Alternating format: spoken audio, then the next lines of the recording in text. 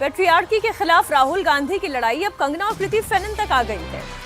BJP सांसद और actress Kangana ने कृति सेनन की ड्रेस पर तंज किया। इस वक्त कृति ने कंगना पर पलटवार किया और अब दोनों की लड़ाई में राहुल गांधी कूद गए।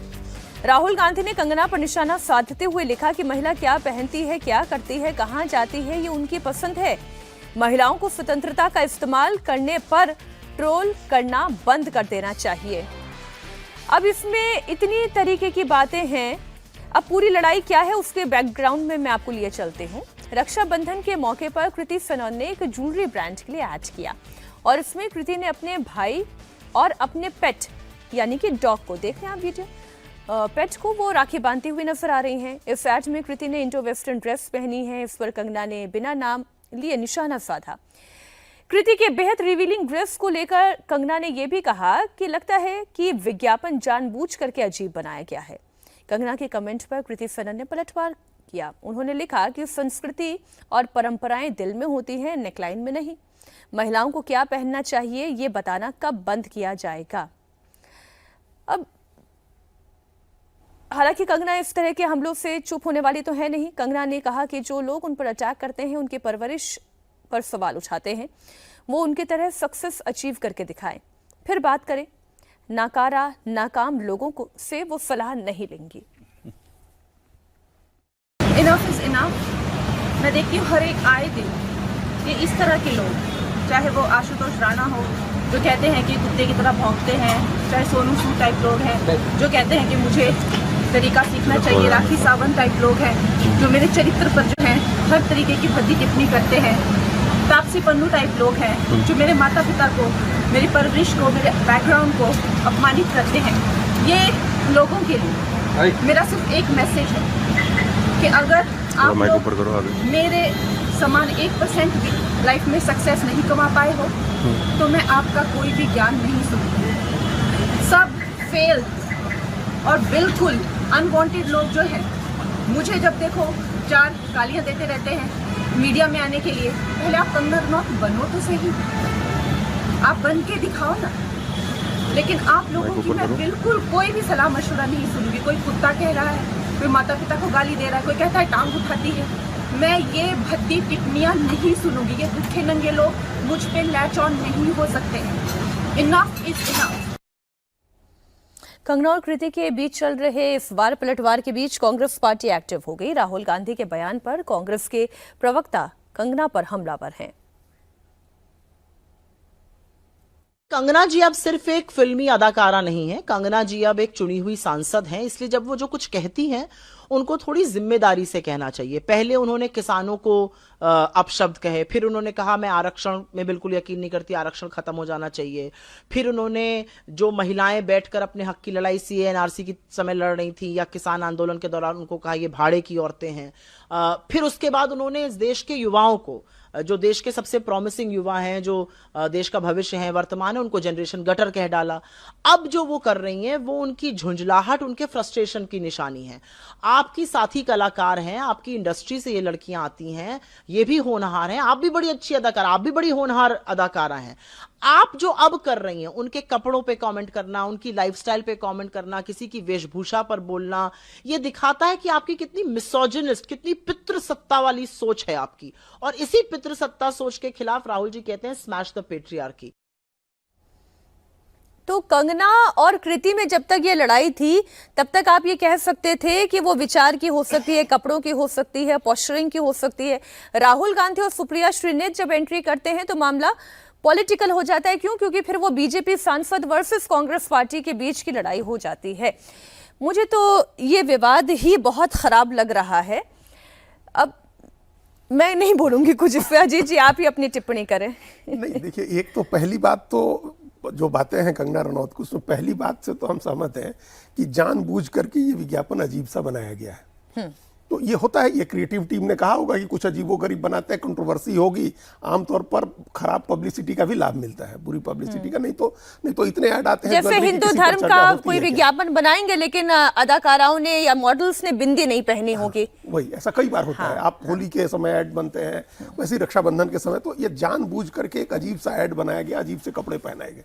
ठीक है। अगर इसके पहले, अगर अभी हम कोई चैलेंज तो नहीं कर रहे हैं, लेकिन अगर इसके पहले कृति सेनन का अपने भाई को राखी बांधते हुए कोई ऐसी तस्वीर हो जिसमें इस तरह के उन्होंने कपड़े पहने हुए हों, तो वो उसको जारी करे। अगर उस पर कोई कमेंट करता तो फिर ये उसके निजी चॉइस पर हमला होगा। ठीक है, ये निजी चॉइस नहीं है, ये विज्ञापन है, और इस विज्ञापन में जानबूझ करके इस तरह के कपड़े पहने गए हैं जिसका मकसद कंट्रोवर्सी खड़ा करना था। ठीक है। आप अपने मकसद, हम इसके गुण दोष पर, हम इसके मेरिट पर कोई कमेंट नहीं कर रहे हैं। ठीक है। आप उसमें कामयाब हो गए दोनों इश्यूज पर, कि आप अपने पेट को भी राखी बांध रही हैं और उसको आपने इस तरह के कपड़े पहने हो, तो ये पार्ट तो ठीक है कि आप जानबूझ करके बनाया गया।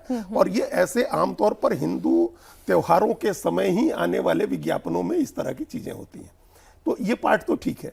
लेकिन अब उसके बाद वाला पार्ट बहुत खराब है, और उसके बाद जो कांग्रेस, अब फिर उसके बाद वाले पार्ट पर हम कमेंट नहीं करेंगे, चंचूड़ जी को कहना होगा तो कुछ कहेंगे, लेकिन राहुल गांधी और सुप्रिया श्रीनेत का भी जो मामला है वो ठीक है। आप विशुद्ध राजनीतिक, विशुद्ध पॉलिटिकल आपका इशू है। आप जिस बात को लेकर के पुणे में राहुल गांधी ने जो कहा वही बात आप दोहरा रहे हैं। ये विज्ञापन लड़कियों के कपड़े पहनने की चॉइस का मामला नहीं है, ये एक विज्ञापन है। लड़कियों के कपड़े पहनने की चॉइस का मामला बिल्कुल अलग होता है, वो अपनी चॉइस से पहने। ये पैट्रियार्की कहां से आ गई इसमें? विज्ञापन में नहीं आती है, अलग से अगर कोई है। और इस बात को समझिए एकदम, हम इसके साथ कह रहे जिम्मेदारी के साथ, कि कहीं भी किसी भी हिंदू लड़की को आज उसको कोई इस तरह के मतलब कपड़े पहनना जिसमें घूंघट करना और इस तरह के किसी के लिए कोई बाध्य नहीं किया जाता है। बिल्कुल ठीक बात है। जो जिसको मन आ रहा है सो पहन रहा है, उसमें उस तरह की छूट मिली हुई है। लेकिन राहुल गांधी के जिस पैट्रियार्की की बात जिस समय मंच पर उठाई, वहीं उनके सामने मंच पर एक मुस्लिम लड़की थी जिसने हिजाब पहना हुआ था, बुर्का पूरा यहां तक बाजू उसके ढके हुए थे, पूरा चेहरा ढका हुआ था। क्या इस चॉइस पर कभी वो बोलते हैं कि ये चॉइस का मामला है, और इस तरह के कोई कपड़े पहने तो ये पैट्रियार्की का मामला है, उस पर सवाल उठाएगा? तो ये जो हिपोक्रेसी है, इस बात से भी राहुल गांधी और कांग्रेस पार्टी को, हालांकि कंगना की इस बात से मुझे आपत्ति जरूर है कि कोई कंगना रनौत बन के दिखाए, उसके बाद ही फिर वो उनके ऊपर टीका टिप्पणी करने के लिए स्वतंत्र है। ये इस पे चंद्रचूड़ जी, मतलब you have to be that much successful, ये क्या कोई पैरामीटर हो सकता है? देखिए अजीत जी मेरे बड़े भाई हैं, तो इसलिए मुझे उन्होंने हल्का सा विषय दिया है। ये बिल्कुल सही है कि ये कहना, ये सारी बातें ये कह रहा है कि जी पहले बन के दिखाओ और ये दिखाओ, मुझे लगता है कि ये बहुत छोटापन है और ये बहुत मतलब कभी वैज्ञानिक बन के दिखाओ। हाँ, तो वैज्ञानिक आविष्कारों पर अपनी कोई राय नहीं रखना। और कंगना रनौत की ऐसी कोई मुझे नहीं लगती है कि लगता है कि इतनी बड़ी अदाकारा हैं, इतनी बड़ी अदाकारा हैं कि कोई उस काम तक पहुंच ही नहीं पाया या ना ही कोई पहुंच पाएगा। मुझे लगता है कि ये तो बिल्कुल गलत है, सरासर गलत है। दो बातें मुझे इस बात पे कहनी है। पहली बात ये कि ठीक, ये बिल्कुल जरूरी है और ये बिल्कुल चाहिए कि हम अपने संस्कारों और हम अपने संस्कृति और अपने जो व्यवहार है उसके प्रति संवेदनशील रहें।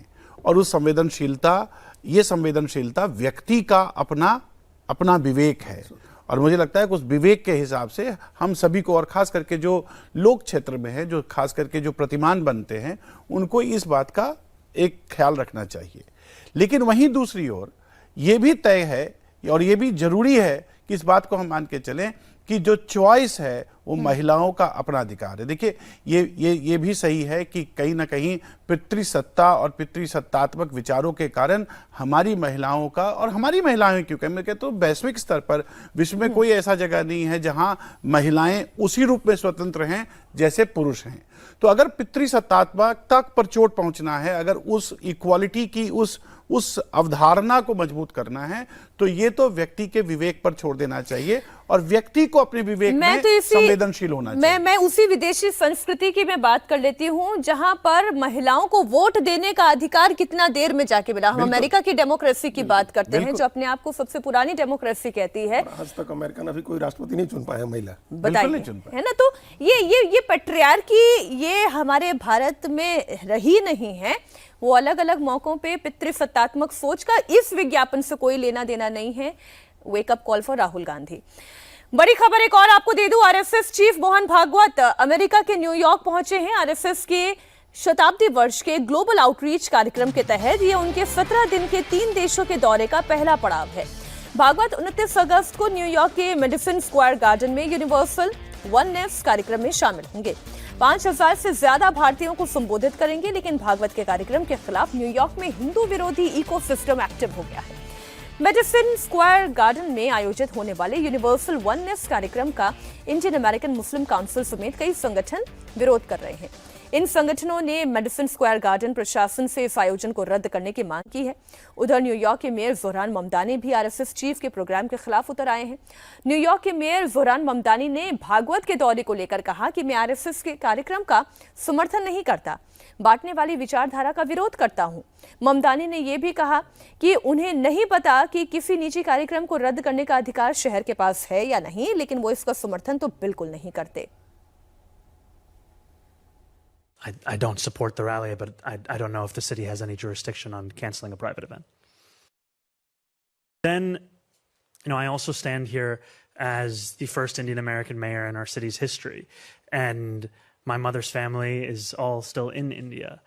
And the vision of India that I was taught by my family, and the one that I grew up being very familiar with, was of a pluralistic society, of a secular republic that believed in the belonging of each and every person who was from India. And it has been incredibly troubling to see the rise of a movement that is predicated on an exclusionary vision of any country, frankly. And so it is one that I find myself in deep opposition to, not only as an Indian American, but also as the mayor of a city that believes deeply in the belonging of each and every person, no matter their color, their creed, their religion, their faith, wherever they're from. Zohran Mamdani की बात सुनते ही जो पहला ख्याल मन में आता है कि एक्चुअल में बांटने वाली सोच किसकी है, क्योंकि कार्यक्रम तो यूनिवर्सल वननेस का है और फिर उसमें आप एक संगठन को बिना सुने, बिना पढ़े, बिना समझे आप ये कह देते हैं कि वो बांटने वाली राजनीति करते हैं। इस पर मेरा सवाल है, तो एक्चुअल में बांटने वाली राजनीति कौन कर रहा है?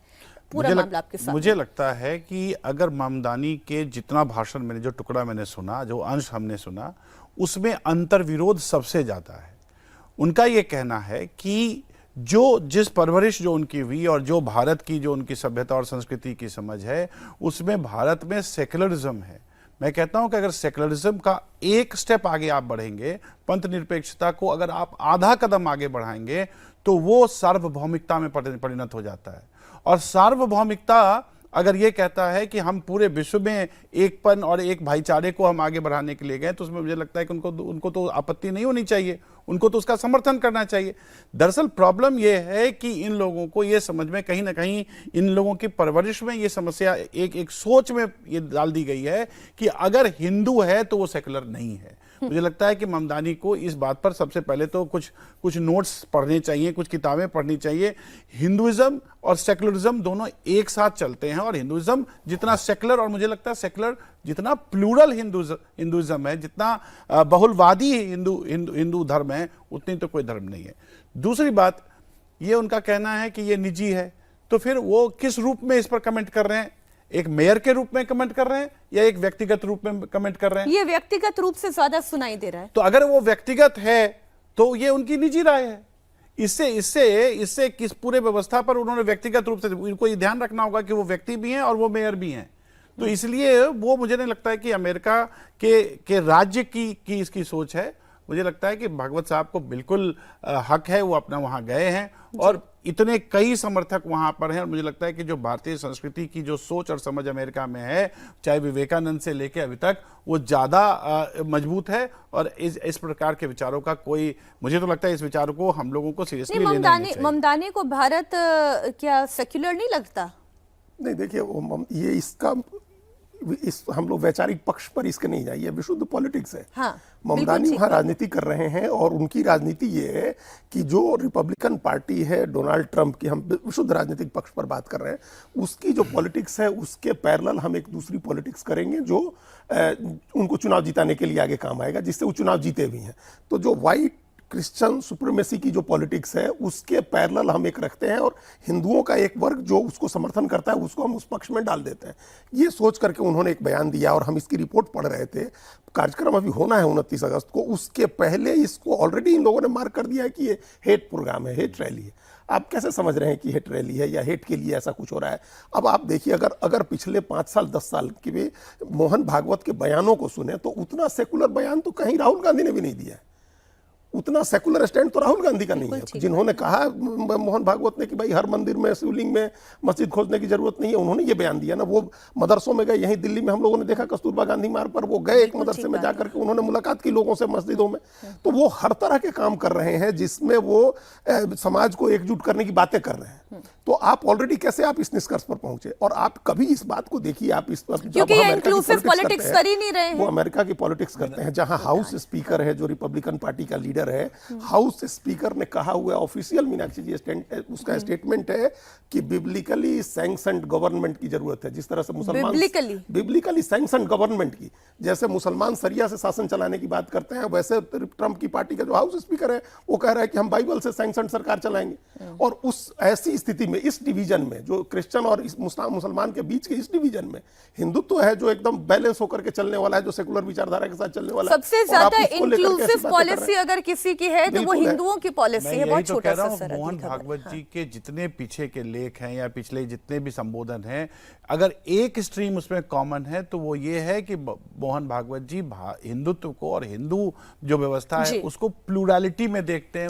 उसमें कई चीजों का समावेशीकरण उन्होंने देखा और समावेश करके उसको देखते हैं। हिंदू जो धर्म है वो समावेशी धर्म है और उसी समावेशी धर्म के कारण जो है हिंदुत्व का प्रचार प्रसार हुआ है और हिंदुत्व का को एक्सेप्टेंस मिला है। आज आप विदेशों में देखिए, विवेकानंद से लेकर आज तक की आप पूरी जर्नी देखें, लेकिन क्या है, उन्हें राजनीति करनी है और बिल्कुल आपने ठीक कहा, विशुद्ध रूप से वो राजनीति कर रहे हैं। उन्हें अपनी हिंदुओं को उन्होंने पढ़ा ही नहीं है, राष्ट्रपति बनना है उनको, वो उस राजनीति के लिए वो लगे हुए हैं अपना। और तो फिर आप करो राजनीति, लेकिन हिंदू धर्म को या कोई व्यक्ति अगर जाकर के उसका वहां अपना कार्यक्रम बिना सुने आप उसको खारिज नहीं कर सकते। एक समय में नरेंद्र मोदी को भी अमेरिका में इस प्रकार का विरोध करना पड़ा था। आज देख लीजिए नरेंद्र मोदी की स्थिति कहां चली गई है। बिल्कुल ठीक। इस चीज को समझना पड़ेगा, उनको भी समझना चाहिए कि आप अगर किसी को इस प्रकार से अगर उसका तिरस्कार करते हैं तो वो तिरस्कार किस रूप में आगे बढ़कर विश्व में छा जाता है, ये ममदानी को समझना होगा। खबर पश्चिम बंगाल की आपको दे दूं। पश्चिम बंगाल के पूर्व मुख्यमंत्री ममता बनर्जी ने जनगणना को लेकर बड़ा बयान दिया है। ममता बनर्जी ने जनगणना को एनआरसी से जोड़कर बताया है। ममता बनर्जी ने कहा कि जनगणना के जरिए बैकडोर से सरकार एनआरसी को लागू करने की कोशिश कर रही है। उन्होंने कहा कि इसके लिए सरकार ने राजनीतिक दलों से सलाह भी नहीं ली। साथ ही ये भी कहा कि राजनीति से तब तक संन्यास नहीं लूंगी जब तक कि बीजेपी को सत्ता से हटा नहीं देती। আমি সাধারণ মানুষকে সতর্ক করে দিয়ে বলতে চাই, সেটা কি, সেন্সাস শুরু করেছে। সেন্সাস মানে এনআরসি ফর্মে, এনপিআর ফর্মে আপনাকে ব্যাংকের অ্যাকাউন্ট নাম্বার দিতে হবে, মোবাইল নাম্বার দিতে হবে, আধার কার্ড নাম্বার দিতে হবে, পরিবারে কারা আছে তাদের সব পরিচয় দিতে হবে, ভোটার আইডি দিতে হবে, পাসপোর্ট দিতে হবে, ড্রাইভিং লাইসেন্স দিতে হবে, মোবাইল নাম্বার দিতে হবে, ব্যাংক অ্যাকাউন্ট দিতে হবে, কত কিছু। তার মানে আপনার ব্যাংক অ্যাকাউন্টটা নিয়ে পরে যে সেটাকে হাইজ্যাক করে সব টাকা ব্যাংক থেকে তুলে নেবে না, তার কোনো প্রমাণ আছে? সেন্সাস করবার আগে একবারও মানুষকে সচেতন করেছেন? কোন রাজনৈতিক দলকে নিয়ে মিটিং করেছেন? अब ममता बनर्जी जो बात कह रही है कि जब तक भारतीय जनता पार्टी को वो सत्ता से बेदखल नहीं कर देंगे, वो राजनीति से संन्यास नहीं लेंगी। मैं इसी पर आ जाती हूँ। ममता बनर्जी को तो अभी पश्चिम बंगाल में लड़ाई फिर बहुत लंबी लड़नी पड़ेगी। ये मुस्लिम वोट बैंक उन्हें अभी भी दिखाई दे रहा है, जबकि वो जान रही हैं इसी के चलते उनकी सत्ता गई है पश्चिम बंगाल में। हाँ, लेकिन वो लड़ाई लड़ेगी, ये अच्छी बात है कि अभी वो माना जा रहा था कि वो राइट ऑफ किया जा रहा था कि वो उनकी राजनीति खत्म हो गई, बुरी तरह से पार्टी चुनाव हारी है, वो हारने के बाद पार्टी टूट गई है, विधायकों ने अलग गुट बना लिया, सांसदों का अलग गुट बन गया, पार्टी उनके हाथ से निकल गई। इसमें अपने लोगों का जो साथ बचे हैं उनका हौसला बढ़ाने के लिए, मनोबल बढ़ाने के लिए इस तरह के बयान अच्छे हैं कि मैं लड़ूंगी, मैं हूं, चूंकि वो जब तक है तब तक उनका वोट है। लेकिन एनआरसी को लेकर भ्रम है क्या? नहीं, एनआरसी का अब ये जो कह रही है एनआरसी लागू होगा या नहीं लागू होगा ये हम नहीं कह सकते हैं, लेकिन जो 40 सवाल पूछे जा रहे हैं उसमें से कम आधे सवाल हैं जो नहीं पूछे जाने चाहिए, जिनका जनगणना में जिनकी कोई जरूरत नहीं है। आप सोशियो इकोनॉमिक सर्वे कर रहे हैं, आप हमसे पूछिए कि आपके पास मोबाइल है? हाँ, मोबाइल है। मोबाइल नंबर क्यों चाहिए उसमें हमारा? आप सोशियो इकोनॉमिक, इससे तो पता चल जाएगा कि हमारे पास मोबाइल है।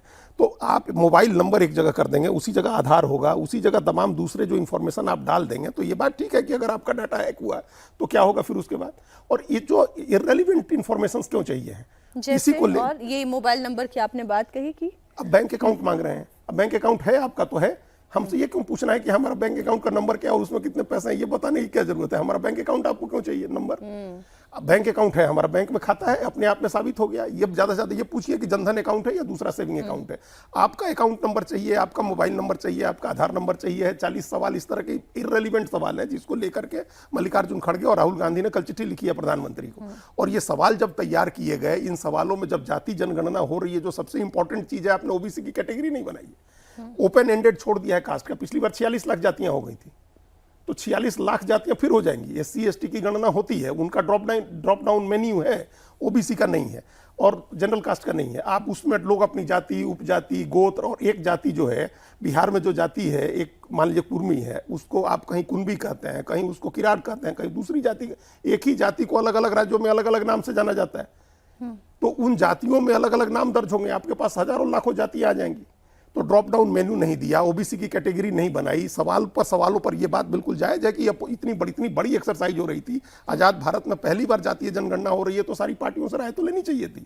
अलग अलग राज्यों में अलग अलग पार्टियों की सरकारें हैं, अलग अलग राज्यों में अलग अलग सोशल इकोनॉमिक वो है। तो ये सवाल इनका ठीक है कि भाई ये अब एनआरसी लागू होगा कि नहीं, ये हम नहीं कह सकते हैं। ये इनका एप्रीहेंशन है, चूंकि वो आपने जैसे पहले कहा कि मुस्लिम वोट बैंक को एड्रेस करने के लिए एनआरसी का भय दिखा रही है, वो एक पहलू है। लेकिन ये जो सवाल है जाति जनगणना को लेकर, का आपने उसका और लार्जर जेन्युइन, हाँ जेन्युइन चीजें हैं वो सवाल। इसमें जैसे अजीत जी कह रहे हैं ना, कॉन्फिडेंशियलिटी है, इंक्रिप्शन है, या आप ग्रीवांस मैकेनिज्म है, या ऑडिट रिपोर्टिंग है, इसको चूंकि इतनी बड़ी व्यापक, और याद रखिए कि हमारे पूरे जो जनसंख्या है सब में एक ही प्रकार की कॉन्शियसनेस और सब में एक ही प्रकार का उनका लिटरेसी या एजुकेशन का सिस्टम नहीं है।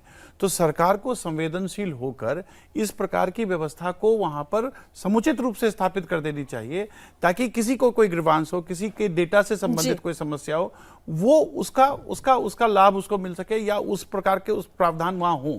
क्योंकि पहली बार इतनी बड़ी स्टैटिस्टिकल इंफ्रास्ट्रक्चर जिसको हम कहते हैं उसकी कोशिश की गई है, तो जाहिर तौर पर यह होना चाहिए। जहां तक ममता बनर्जी का सवाल है, वो राजनीतिज्ञ हैं, और जो राजनीतिज्ञ अपनी किसी एक विशेष वोट बैंक को एड्रेस कर रहा है, वो डर दिखाकर इसी प्रकार से ही तुष्टीकरण, इसी को तो कहते हैं कि आप डर बनाकर आप उसको समेट कर अपनी तरफ लाने की कोशिश करें।